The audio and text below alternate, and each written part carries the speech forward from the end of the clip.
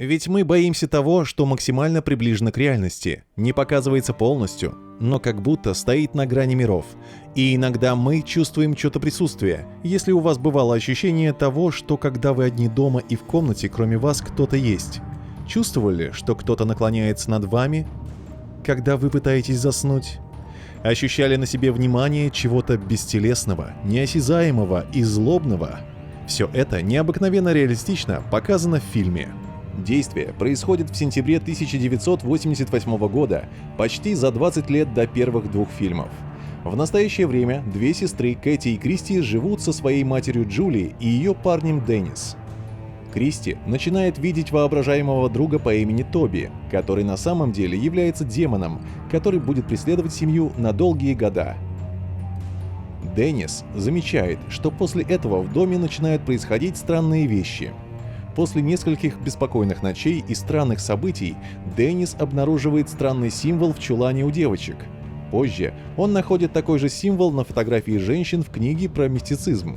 Деннис объясняет Джули, что символ принадлежит ведьмам, которые промывают мозги девочкам и заставляют их рожать сыновей, но Джули не воспринимает это всерьез.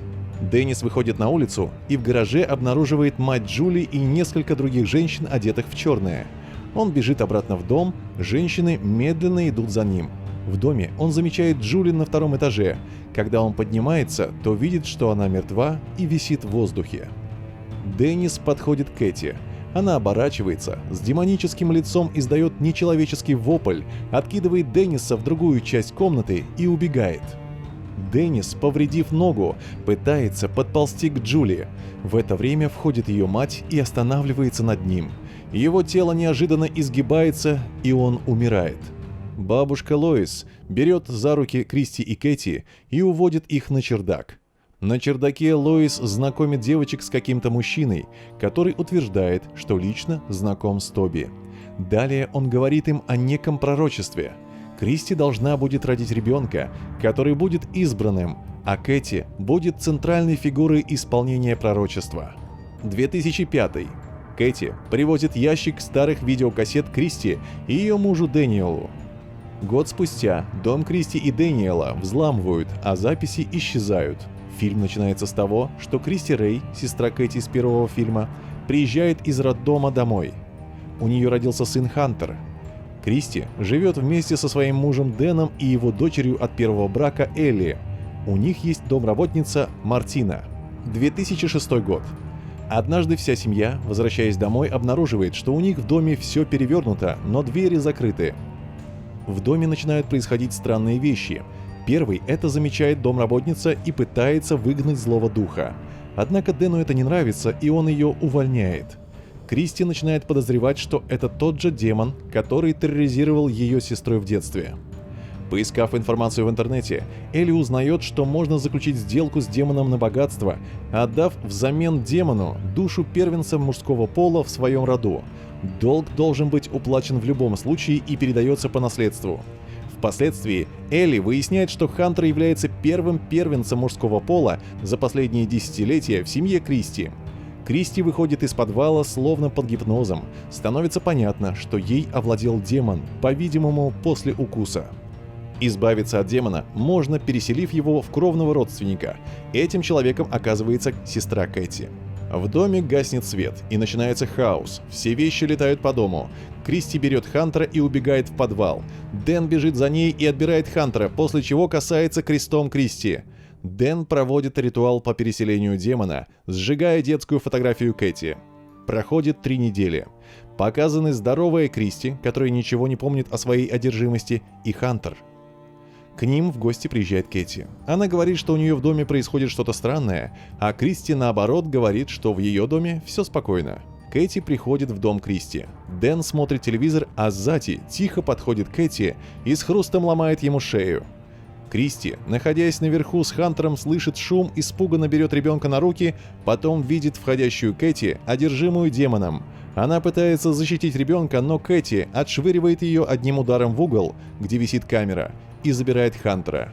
По последней фразе в фильме становится ясно, что Элли вернулась домой из школьного похода и нашла Дэна и Кристи мертвыми, а Кэти и Хантер до сих пор числятся пропавшими без вести.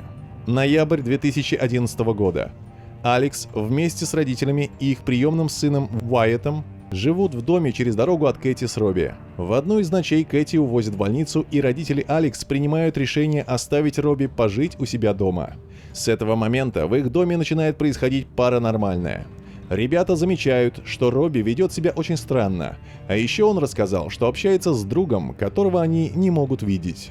После этого Алекс просит Бена настроить постоянную запись с веб-камер на всех ноутбуках в их доме.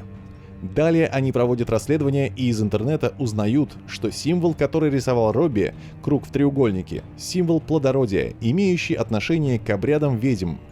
Существует некий демон, который вселяется в ребенка мужского пола. Далее идут 3 стадии: проявление сверхспособностей, доказывание демону своей силы и последнее — необходимо пролить кровь неоскверненной, то есть, предположительно, это Алекс. Уайет начинает вести себя странно, и им постепенно овладевает демон. Оказывается, Уайет — это Хантер, которого во второй части похитила Кэти. Далее события начинают стремительно развиваться, и Бена, и родителей убивают демон и Кэти. Затем Алекс оказывается в доме Кэти, и та за ней гонится с демоническим лицом. Алекс выбирается в сад. Там она видит брата, пытается его уговорить убежать с ней. Затем она видит толпу ведьм, на нее нападает Кэти с демоническим лицом, и у Алекс выпадает из рук камера. 2012 год. Действие фильма происходит в 2012 году в Окснарде, штат Калифорния. Выпускник школы Джесси живет со своим отцом и бабушкой. Однажды Анну находят мертвой, и полиция подозревает Оскара, бывшего одноклассника Джесси. Джесси вместе с друзьями решает осмотреть квартиру Анны. Среди найденного также оказываются несколько видеокассет, включая детские записи Кэти и Кристи, и книги заклинаний, одна из которых позволяет создавать порталы в богомерзкие места. На следующее утро Джесси обнаруживает у себя на руке странный укус. Джесси зовет друзей помочь ему обыскать подвал и находит там фотографии Оскара, самого себя и своей семьи. Увидев на одной из фотографий свою мать, беременную им, вместе с Анной, Джесси предполагает, что его умершая мать и Анна были знакомы. Спустя пару дней замечает пропажу своего пса и, случайно услышав тявканье из подвала, бросается на помощь. Но вместо своей собаки он встречает в подвале призрачные фигуры маленьких Кэти и Кристи. Затем неизвестная темная сущность атакует Джесси, и он просыпается в своей постели. Джесси продолжает становиться более мрачным и жестоким. Он мучает своего пса и сталкивает свою бабушку с лестницы, когда она предпринимает попытку изгнать из Джесси темный дух с помощью магии. После чего бабушка попадает в реанимацию. Элли Рэй рассказывает Гектору и Марисоль о том, что ведьмы собираются устроить шабаш, и для этого создают армию одержимых молодых мужчин. Она также дает им адрес дома, где ведьмы планируют провести свой последний ритуал. В поисках выхода Гектор и Марисоль разделяются, и Гектор теряет ее из виду. Мгновением позже мертвое тело Марисоль падает с потолка на пол в одной из комнат. Джесси нападает на Гектора, и тот, убегая, попадает в портал. Он оказывается дома у Кэти и Микки в ту ночь, когда Кэти полностью овладевает демон. Микка прибегает и собирается расправиться с Гектором, но внезапно на Микку набрасывается Кэти с ножом и убивает его. Тем временем Гектор в ужасе бежит из комнаты и встречается лицом к лицу с Джесси. Камера выпадает из рук Гектора, и за кадром Джесси убивает его. 2013.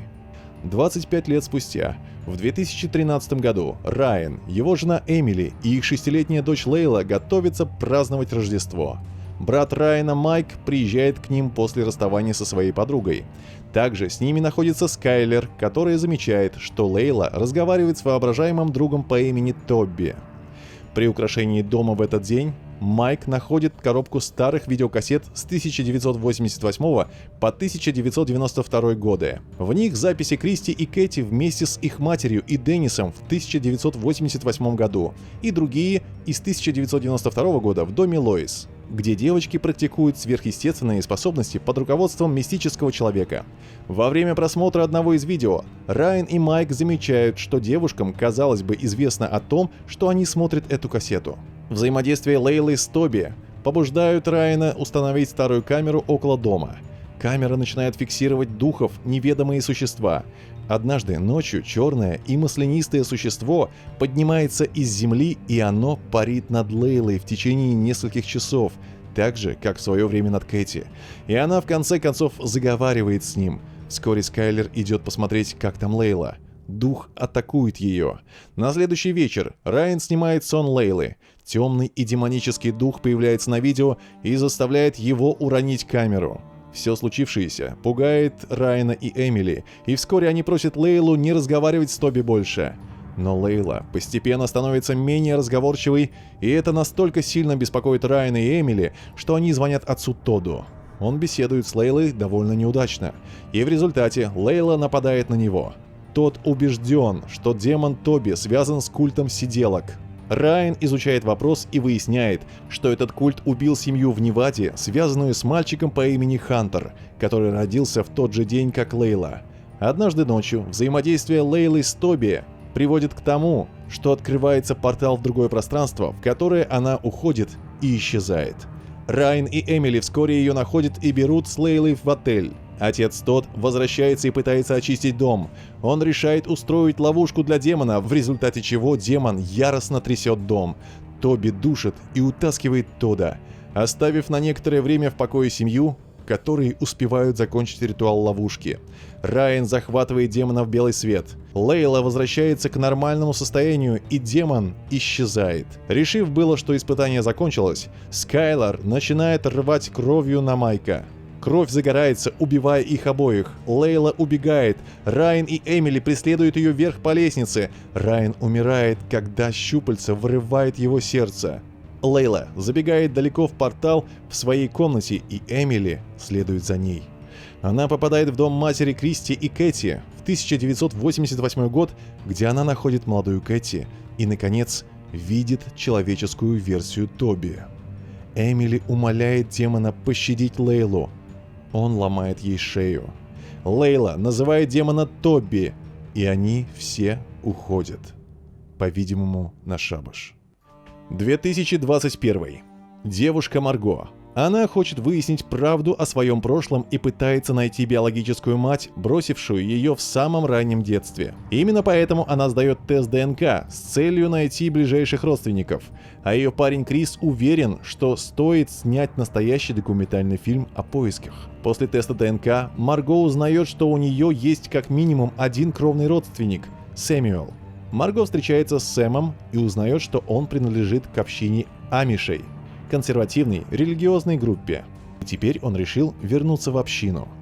Крис и Марго проникают в церковь, которая внутри больше похожа на зал для жертвоприношения какой-то тоталитарной секты. Нам показывают, что под алтарем находится тайный лаз в подземную пещеру, в которой явно обитает нечто очень и очень агрессивное и страшное. Пережив несколько сверхъестественных событий, Марго становится одержимой и просыпается в луже крови. Нам показывают, как Крис и Дейл ищут информацию об Асмодее и выясняют, что это демон, одновременно злобный, похотливый и очень кровожадный. Жители фермы считают, что женщины — это сосуды, которые могут удерживать Асмодея, и предприняли неудачную попытку перенести существо от Сары к Марго в пещере под церковью. Сара, одержимая Асмодеем, убивает Дейла. Марго убивает свою одержимую мать и сбегает с фермы вместе с Крисом. Когда в конце фильма Марго и Крис уезжают, нам показывают несколько полицейских, прибывших на ферму. Сначала один из копов попадает под влияние Асмодея и кончает жизнь самоубийством. Затем на место приезжает другой полицейский, который обнаруживает одержимого Асмодеем оккультиста. Коп тоже убивает себя из стабильного оружия, а одержимый садится в полицейскую машину и уезжает с фермы.